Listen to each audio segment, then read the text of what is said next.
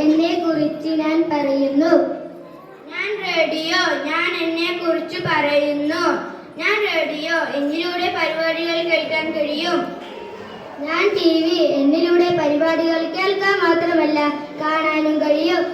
എന്റെ വലിപ്പം ചെറുതാണ്, പക്ഷെ എന്റെ വില വളരെ കുറവാണ്. എന്റെ വലുപ്പം വലുതാണ്, അതുകൊണ്ട് തന്നെ എന്റെ വിലയും വലുതാണ്. എന്റെ വലിപ്പം ചെറുതായതുകൊണ്ട് എന്നെ എവിടെ വേണമെങ്കിലും കൊണ്ടുപോകാം.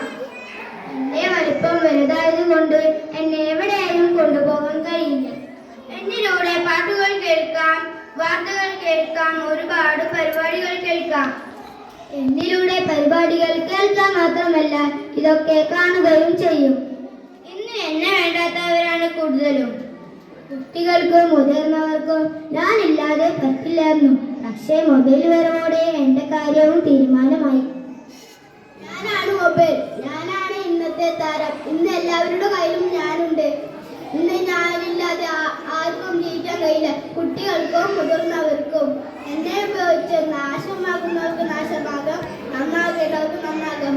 ഞാൻ പറഞ്ഞില്ലായിരുന്നു എന്നെ ശാരീരികമായും മാനസികമായും ഒരുപാട് പ്രശ്നങ്ങൾ ഉണ്ടാക്കുന്നു. അത് കാരണം കൊണ്ട് എനിക്കും ജീവിക്കേണ്ടതല്ലേ. ഞാനാണ് പത്രം. മൊബൈൽ ഫോൺ പൊട്ടിത്തെറിച്ച് വിദ്യാർത്ഥിക്ക് പരിക്ക്. മൊബൈൽ ഫോണിലൂടെ കുട്ടികളുടെ കാഴ്ചക്ക്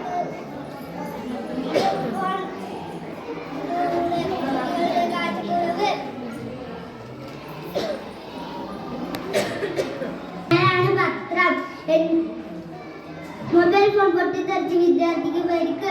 മൊബൈൽ ഫോണിലൂടെ പണം തട്ടിപ്പ്. മൊബൈൽ ഫോൺ ഉപയോഗിക്കുന്നതിലൂടെ കുട്ടികളുടെ കാഴ്ചക്കുറവ്. എന്നിലൂടെ വാർത്തകൾ ഞാൻ നൽകുന്നു. ഇപ്പോൾ മൊബൈൽ ഫോണിനെ കുറിച്ചുള്ള വാർത്തകളാണ് കൂടുതലും. മൊബൈൽ ഫോൺ ഇന്ന് സമൂഹത്തോട് ഒരുപാട് ദോഷം ചെയ്യുന്നുണ്ട്.